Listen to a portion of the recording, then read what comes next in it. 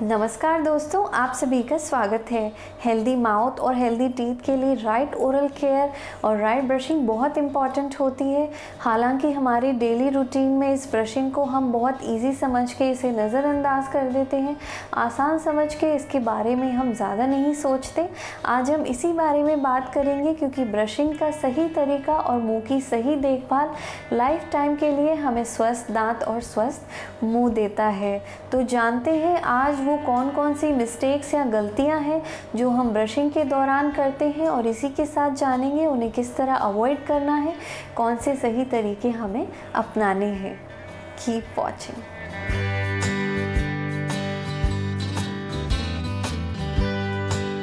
पहली और जो सबसे कॉमन मिस्टेक है, बहुत हरी या जल्दीबाजी में ब्रशिंग करना।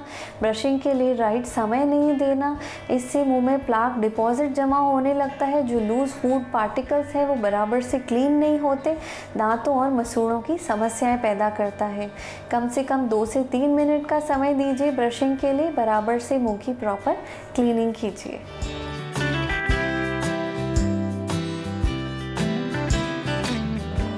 नेक्स्ट मिस्टेक जो हम ब्रशिंग के दौरान करते हैं कि दांतों की सफाई करते समय दांत की सभी सरफेस को बराबर से क्लीन अप नहीं करना, उसे कवर नहीं करना।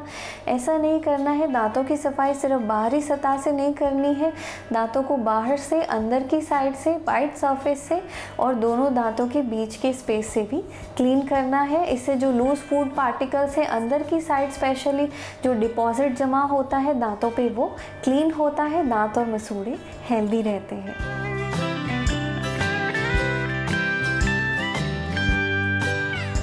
थर्ड और one of the most common mistake जो हम ब्रशिंग के दौरान करते हैं, राइट टेक्निक और राइट मोशन से ब्रशिंग नहीं करना।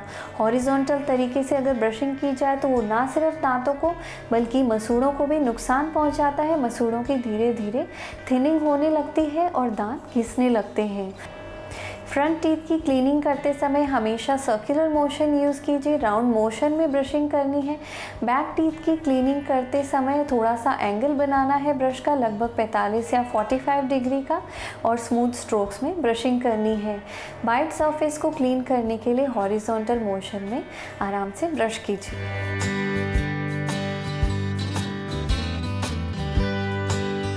फोर्थ मिस्टेक है ब्रशिंग के बाद अपनी टंग को क्लीन नहीं करना। अगर टंग को क्लीन नहीं किया जाए तो इससे टंग की हेल्थ कॉम्प्रोमाइज़ होती है, साथ ही उस पर फूड डिपॉजिट होने लगता है, उसकी लेयर्स बनने लगती है जो मुंह में बदबू या बैड ब्रेथ पैदा करता है। तो ब्रशिंग के बाद आप मेटल या प्लास्टिक का टंग क्लीनर यूज़ कर सकते हैं। बहुत प्रेशर नहीं देना है, स्मूथ तरीके से टंग को क्लीन करना है।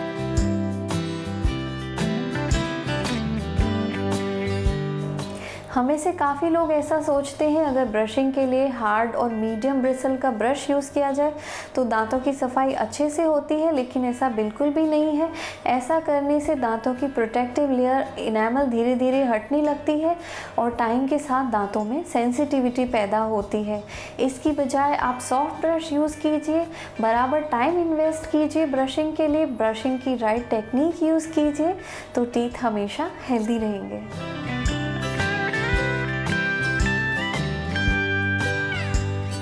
हार्ड ब्रश यूज़ करने की तरह ही अगर हार्ड ब्रशिंग की जाए, बहुत प्रेशर या जोर लगा के ब्रशिंग की जाए, तब भी दांतों की प्रोटेक्टिव लेयर इनेमल हटने लगता है, दांतों में सेंसिटिविटी पैदा होती है, दांत ज़्यादा घिसने लगते हैं। ऐसा बिल्कुल नहीं करना है। दांतों को हमेशा सही तरीके से ब्रश कीजिए, बैलेंस प्रेशर में दांतों की ब्रशिंग करनी है।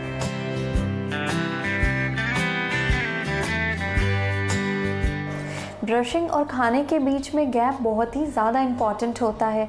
खाना खाने के बाद इमीडिएटली मुंह में एसिड का लेवल बढ़ जाता है और अगर इसी सेम टाइम पे ब्रशिंग की जाए तो दांतों को बहुत नुकसान हो सकता है। इनेमल जो प्रोटेक्टिव लेयर होती है वो हटने लगती है, दांतों में सेंसिटिविटी पैदा होती है, दांत डैमेज होते हैं। खाने और ब्रशिंग के बीच में मिनिमम 30 मिनट से लेके 1 घंटे का गैप ज़रूर रखना है।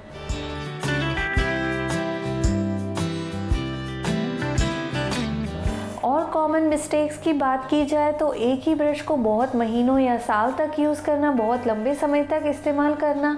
ऐसा करने से अगर आप ब्रशिंग की राइट टेक्निक यूज़ कर रहे हैं, राइट टाइम दे रहे हैं, तब भी दांतों की क्लीनिंग बराबर नहीं हो पाती, क्योंकि विद टाइम दांतों के ब्रिसल्स जो हैं वो ब्लंट हो जाते हैं, उसकी इफ़ेक्टिवनेस कम हो जाती है। तो इसे टाइमली रिप्लेस कीजिए। एटलीस्ट 3 से 4 महीने के बाद ब्रश को बदलना ज़रूरी होता है।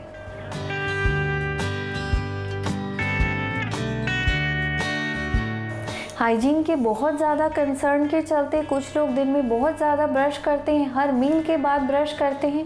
ऐसा नहीं करना चाहिए, क्योंकि ऐसा करने से दांतों की प्रोटेक्टिव लेयर एनामल जो होती है वो धीरे धीरे हटने लगती है, दांत घिसने लगते हैं, बाइट सरफेस फ्लैट होने लगती है, दांतों में सेंसिटिविटी पैदा होती है।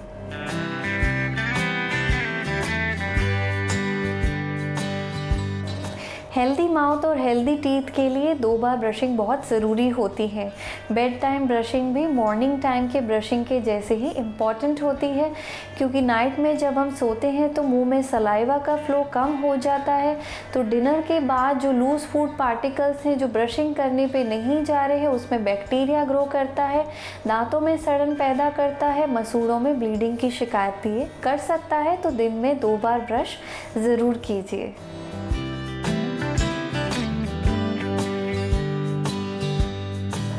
लास्ट मिस्टेक जो यहाँ पे है, जो हम में से बहुत से लोग नेग्लेक्ट कर देते हैं, उस पर ध्यान नहीं देते, वो है ब्रशिंग के बाद फ्लॉस करना। फ्लॉस करने से दांतों के बीच में जमा लूज फूड पार्टिकल्स हट जाते हैं, दांत और मसूड़े हेल्दी रहते हैं, दांतों के बीच में कैविटी के रिस्क को ये कम करता है। इसी के साथ ही जिन्हें ब्लीडिंग गम्स या मसूड़ों से खून आने की शिकायत है, उसमें फ्लॉसिंग करना बहुत ही हेल्पफुल होता है।